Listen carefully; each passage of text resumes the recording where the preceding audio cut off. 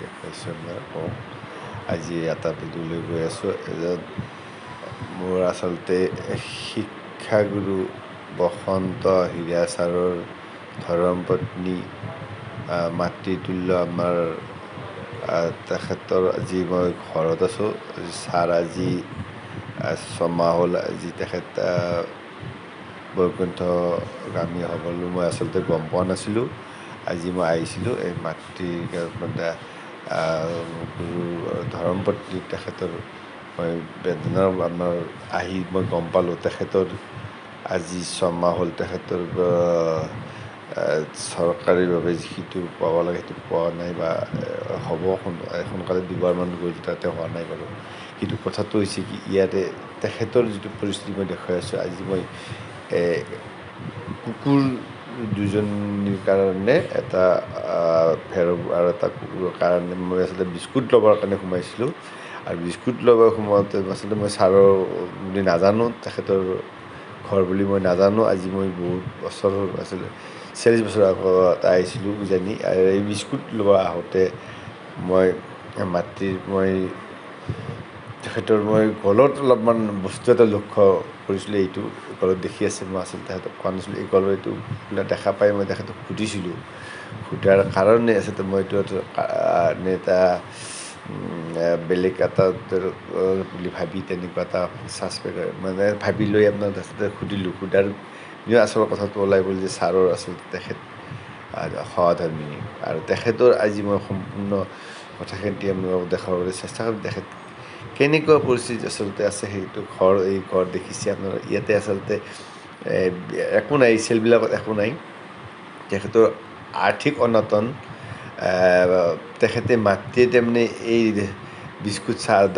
Biscuit বা হীৰা মাটিৰ চাকি এইবিলাক বনাই তেখেতে বিক্ৰী কৰি খাব লগা পৰ্যায় গৈছে ল'ৰা ছোৱালীবিলাক শিক্ষিত ডিগ্ৰী কমপ্লিট কৰি আচলতে বহুত আগত আমাক বহুত ডাঙৰ আচলতে এতিয়া তেওঁলোকে ডিগ্ৰী কমপ্লিট কৰি আচলতে টমটম চলাইছে আপোনালোকক সম্পূৰ্ণ দেখুৱাম এই ভিডিঅ'টো চাওক আপোনালোকে সম্পূৰ্ণ ভিডিঅ'টো চাব আৰু আপোনালোকে যদি ভাল লাগে বা যদি আপোনালোকে প্ৰথমবাৰ আহিছে ইউটিউব চেনেল দিব্য বৈশ্যত আপোনালোকে লাইক ছাবস্ক্ৰাইব কৰিব কমেণ্ট কৰি জনাব আৰু ভিডিঅ'টো শেষলৈকে চাব আচলতে এজন মাতৃ আজি এজন শিক্ষকৰ পৰিয়ালৰ এনেকুৱা অৱস্থা এইটো আচলতে কৰ্মচাৰীৰ আজি 60-70-80 হাজাৰ টকাৰ কৰ্মচাৰীয়ে মেডিকেলৰ শিক্ষাৰ পৰা বস্তু খোৱা খাদ্যৰ পৰা এই দেখিছে আপোনাৰ চেলবিলাক মই দেখাইছোঁ এনেকুৱা অভাৱনীয়ভাৱে আচলতে সংকটত পৰিছে আজি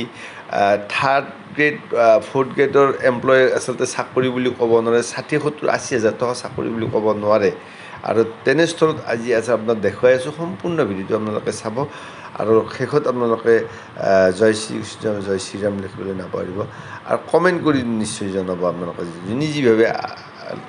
যিটোভাৱে আপোনাৰ আল্লাহ লিখি যি এবাৰ হ'লেও কমচে কম কমেণ্ট কৰি জনাব জয় কৃষ্ণ আপোনালোকে শেষলৈকে চাব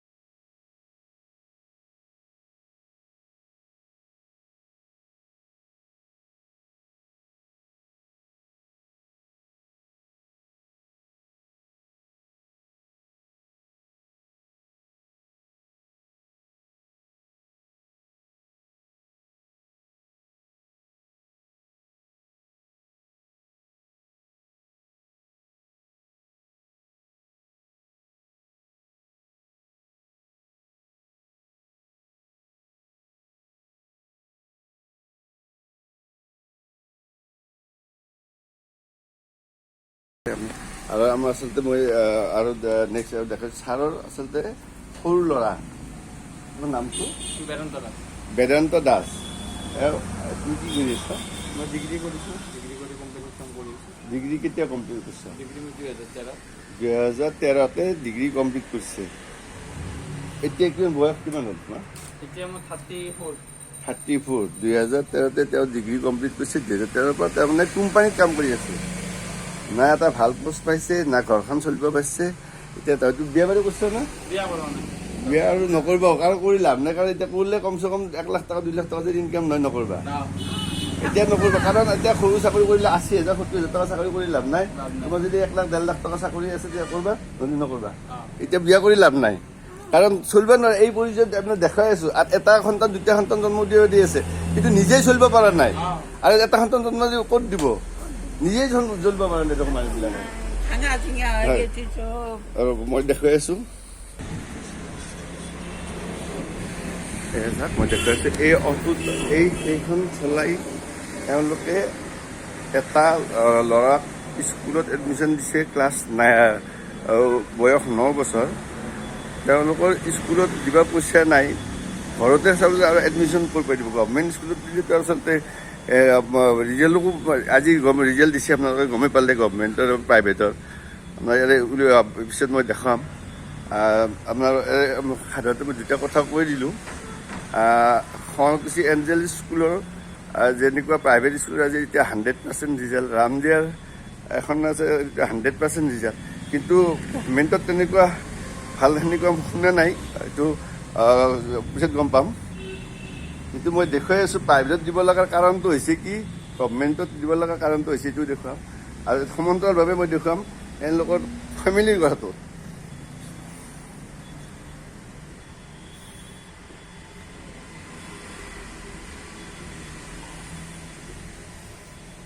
অলপ কৈ দি আছোঁ। এনে মই ছাৰৰ এনে শিষ্য আছিলোঁ। আজি মই সেইকাৰণে আহিলোঁ ইয়াতে সেইকাৰণে আনিছিলোঁ। মই বেলেগ কাম এটাত আছিলোঁ। আহোঁতে মাত তাতে মই তাৰমানে বিস্কুট ল'লোঁ।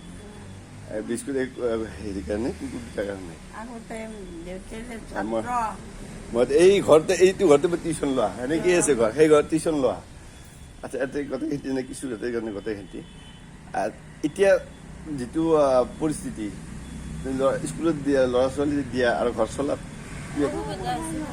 কেনেকুৱা সুবিধা অলপ কৈ দিয়াচোন।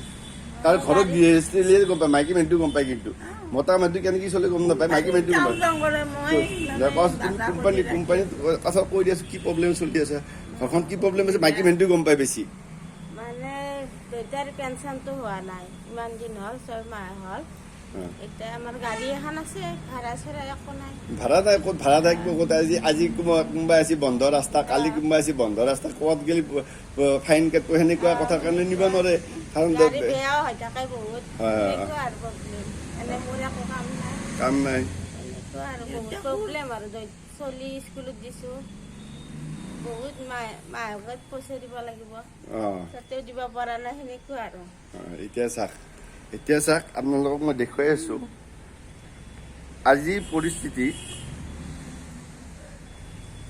কোম্পানীত কাম কৰিবলৈ যাব ওলাইছে শিক্ষিত ছোৱালী, গাড়ীৰ ল'ৰাই BA পাছ কৰি টেম্পো চলাইছে। আৰু এওঁলোকে যদি বাহিৰত ওলাই যায়, মহিলাক আপোনাৰ ছেফ দিব কৈ আছে। ছেফ বাহিৰত ওলাই গ'লে ছেফ হ'ব নে ভিতৰত থাকিলে ছেফ হ'ব, এইটো কথা আপোনাৰ উপলব্ধি কৰক। এওঁলোকৰ ছেফটো ক'ত আছে, ছেফ ক'ত, কেনেকৈ মুখেদি ছেভ কৰি আছে নে কৰ্মেদি ছেভ কৰি আছে, এইটো আপোনালোকে উপলব্ধি কৰক। মই কোনো তাৰমানে দল সংগঠন কোৱা নাই, কোনো ৰাজনীতিক নেতা নহয়, কোনো হেৰি নহয়, মই আৱেগিক হৈ গৈছোঁ। গুৰু গৃহত থাকি মই এই কথাটো কৈছোঁ, সেইটো আপোনালোকে উপলব্ধি কৰক।